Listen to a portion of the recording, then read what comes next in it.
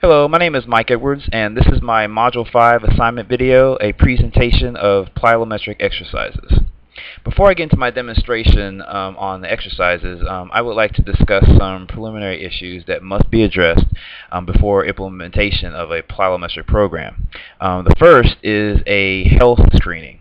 A client must not be suffering from chronic diseases, high blood pressure, or be morbidly obese. Therefore, an initial health screening should be performed.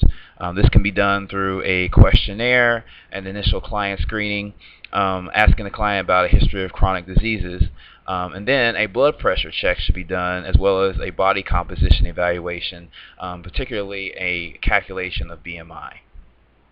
Also, the client should be currently well, having no injuries, well rested, and alert. Plyometric training is also known as reactive training because the exercises force the body to react to ground forces and change in stability. Thus, the client's alertness is very crucial for the success of the program. Next is a minimum fitness evaluation. To qualify for plyometric training, the client should demonstrate a reasonable level of core strength, joint stability, balance, and full range of motion in their lower and upper extremities. To meet this qualification, the client should be able to perform some basic tests, some basic exercises. For core strength, personally, I would use a abdominal crunch. I just have them do a short set of abdominal crunches, some basic crunches. For balance, you could use tests such as what I've known as the Stork balancing test.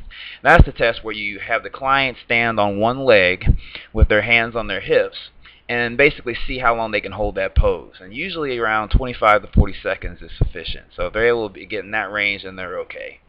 For joint stability, I would see how their squat pose is, their squat stance is, because you can see a lot of things through their stance doing a normal body weight squat. And then I have them do 3 to 5 body weight squats just to see what their form is like, and have both legs plant on the floor, not a single leg squat, but definitely a two-legged squat. Again, just to analyze their posture, their pose, and see if there's any issues there. Then to test their full range of motion, I would do some basic flexibility tests such as the traditional sit and reach test or the V-sit. Once you've established these minimum fitness requirements, you can move to a selection of specific exercises. And I refer to the FIT principle when it comes to selection of exercises. Frequency, intensity, type, time, and enjoyment, with an emphasis on intensity, type, and enjoyment. Intensity is a very important issue when selecting plyometric exercises, because it varies. The intensity that you should use varies based on the population, based on the type of client that you have. One such population that is of particular issue is young children and adolescents. There's been a lot of research in the area of adolescents and plyometric training. I think particularly because plyometric exercise is a great choice to use for children. When I think of children and plyometric exercises, I immediately think back to gym class doing, jumping jacks and reaching for knees and stretches and things like that. Because those types of exercises are very conducive to the kinds of games that kids normally play on the playground. So the kids are going to enjoy the exercises. It's going to be fun and loose and just a really enjoyable experience for them. So that's why to me, plyometric exercises makes a whole lot of sense for this age group. However, when you're choosing these exercises, you have to make sure that the intensity is kept to a low level. And that reason is because children haven't had the opportunity to fully develop from a muscular and arthrokinematic level the joints. So you have to make sure that the exercises that you choose are not too advanced for the developmental level that they're at that particular time. So you want to make sure that the exercises that you choose are low intensity and low volume. Intensity should be monitored for people of larger weights, particularly at the 240-pound mark or higher. A big part of plyometric exercise is the cardiovascular burn. So the heart is always pushed. So you want to make sure the intensity doesn't ask too much of the heart. Make sure that it's not working too hard. So if you know your client has a lower than average or level of oxygen consumption capacity, then the intensity must be monitored very heavily. When it comes to type, this is also partially addressed by the data that you gather in that initial client evaluation.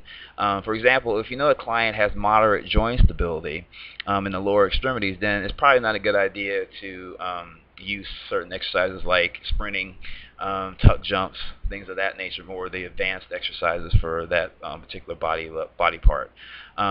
So you would like to you want to use, if you're going to do lower extremity exercises, they should probably be more basic for them, or just use upper extremity exercises. This also relates to enjoyment, because as we all know, clients have to enjoy the exercises that you choose for them to do. Otherwise, we won't adhere to the program. So it's a really good idea to get an idea of the kinds of things, activities that they like to do, that they enjoy. Particularly if they were very active as a kid in high school, they're playing sports, or in college, so that you know exactly the kinds of things that they like to do. And then obviously incorporate that in the types of exercise that you choose for them. Me in particular, I've always been a runner, so it made a whole lot of sense for me to always have sprints intervals used in my plyometric training. So once you have those areas addressed, the last part obviously is progression for this assignment. And the progression model that must be followed is the same as for any other type of exercise, and that's the OPT model, which starts at a stability level, moves on to the strength level, and then finally power. It's very important to follow this model, because you don't want to choose exercises that will lead to injury. And for example, if you use a strength level exercise before the client has met a minimum level of stability, that their joint stabilizers and muscles that stabilize aren't at a certain level, then you're going to potentially set them up for injury. And also, you want to follow this model because it is the best way to assure client success on the types of goals that they are trying to reach. So again, it's very important to follow the OPT model when doing plyometric exercise prescription.